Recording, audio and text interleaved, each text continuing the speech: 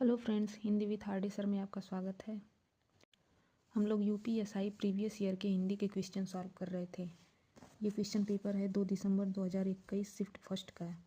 इसका हम लोग पहले के भी क्वेश्चंस कर चुके हैं। पहले हम लोगों ने 1 से लेकर 10 तक के क्वेश्चन किए, उसके बाद 11 से लेकर 20 तक के हिंदी के क्वेश्चन हम लोग कंप्लीट कर चुके हैं।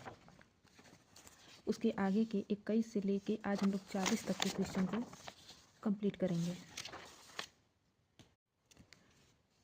क्वेश्चन नंबर 21 है, इनमें से कौन सा शब्द लक्ष्मी का पर्यायवाची नहीं है?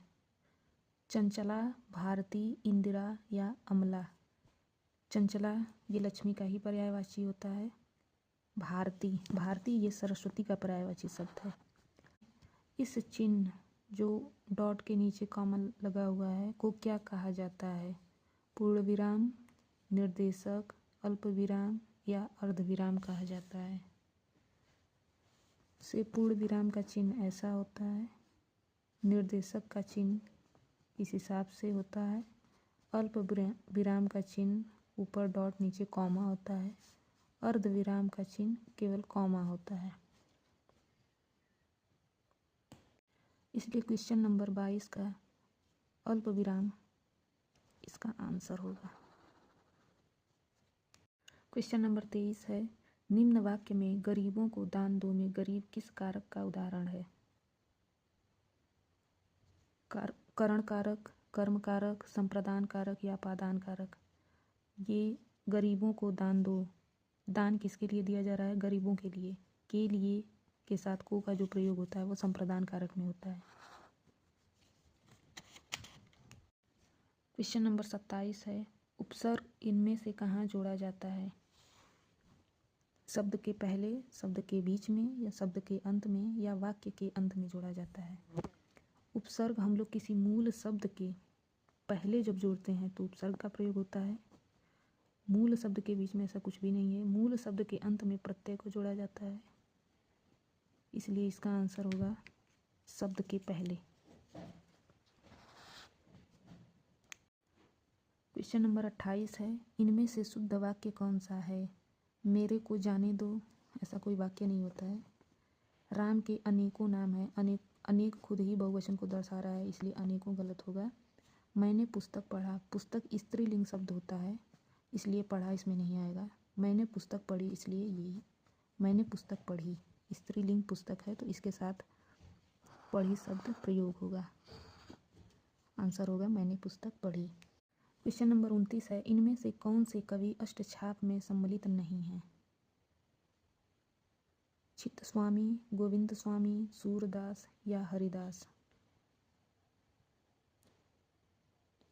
इनमें से हरिदास इसमें शामिल नहीं है, इसलिए यह आंसर सही होगा। अष्टछाप में 8 कवि आते हैं, सूरदास, कुंभन दास, परमानंद दास, कृष्णदास, नंददास, चित्तस्वामी, गोविंद स्वामी और चतुर्भुज दास। ये 8 अष्टछाप के कवि माने जाते हैं। क्वेश्चन नंबर 30 है, पंचामृत इनमें से कौन सा समास है? जिसका पूर्व पद संख्यावाचक और उत्तर पद प्रधान हो उसे द्विगु समास कहा जाता है। द्वंद्व समास गलत होगा, तत्पुरुष समास भी गलत होगा, अव्ययी भाव समास भी गलत ही होगा। इसका आंसर होगा द्विगु समास। द्वंद्व समास में अक्सर योजक चिन्ह का प्रयोग होता है। अव्ययी भाव समास में पूर्व पद अव्यय होता है। महत्व में कौन सा प्रत्यय है? पहले भी हम लोग पढ़ चुके हैं कि शब्द के जो पहले जुड़ता है उसे उपसर्ग कहते हैं, या मूल शब्द के बाद में जो जुड़ता है उसे प्रत्यय कहा जाता है। तो महत्व त्व वर्ड निकल के आ रहा है, इसलिए इसका आंसर त्व होगा। इनमें से हानस नाटक के लेखक कौन हैं?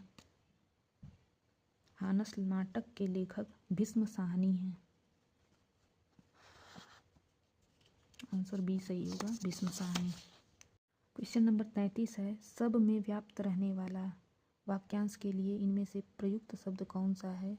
सर्वव्यापी ऐसा कोई शब्द नहीं होता, सर्वव्यापी भी नहीं होता, सर्वव्यापी भी नहीं होता। सर्वव्यापी जो सभी जगह व्याप्त हो या उपस्थित हो उसके लिए सर्वव्यापी शब्द का प्रयोग होता है। क्वेश्चन नंबर 34, इनमें से कौन सी भाषा भारूपीय परिवार की भाषा नहीं है? भारूपीय परिवार की भाषा में मलयालम नहीं आता है, इसलिए इसका आंसर होगा मलयालम। भारूपीय परिवार की भाषा में हिंदी, अंग्रेजी, रूसी, फारसी, जर्मनी, स्पेनी, बंगाली, पंजाबी और मराठी जैसे दुनिया की अन्य भाषाएं भी बोली जाती हैं। भारूपीय परिवार की भाषा में प्राचीन भाषाएं जैसे संस्कृत, पाली और प्राकृतिक भाषाएं भी इसमें शामिल की गई हैं। क्वेश्चन नंबर 35 है, इनमें से अल्प विराम का चिन्ह कौन सा होता है? अल्प विराम का चिन्ह सी सही है। इसमें कॉमा जो होता है वो वाक्य के बीच में लगाया जाता है।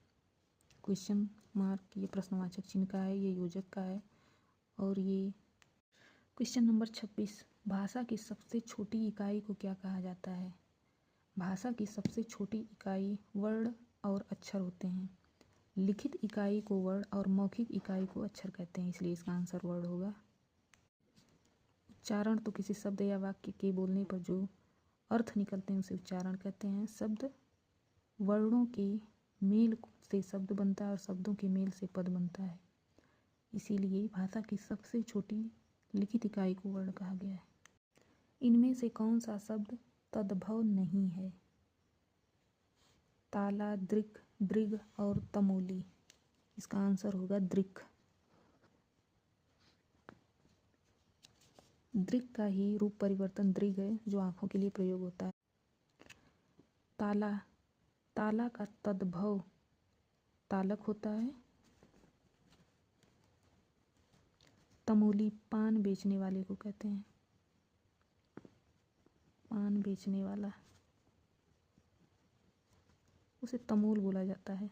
तमोली उसका स्त्रीलिंग होगा। और दृक् का दृग ये रूपांतरित किया गया है, जो आंखों के लिए प्रयोग होता है। क्वेश्चन नंबर 38 है, घी के दिए जलाना मुहावरे का क्या अर्थ है? विवाह करना, विवाह में घी के दिए नहीं जलाए जाते। उत्सव मनाना, ये भी नहीं है। अप्रत्याशित लाभ पर प्रसन्न होना, ये इसका करेक्ट आंसर होगा। दीपावली मनाना, ये भी नहीं है, इसका आंसर होगा अप्रत्याशित लाभ पर प्रसन्न होना। क्वेश्चन नंबर 39 है, निम्नलिखित में कौन सा शब्द तद्भव है? धात्री, डोलिका, द्विवेदी या दिवाली। इसका आंसर होगा दिवाली। धात्री माता के लिए प्रयोग होता है।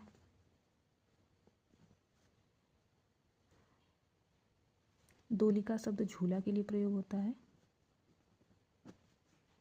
और द्विवेदी, दो वेदों के ज्ञाता के लिए द्विवेदी शब्द का प्रयोग किया जाता है।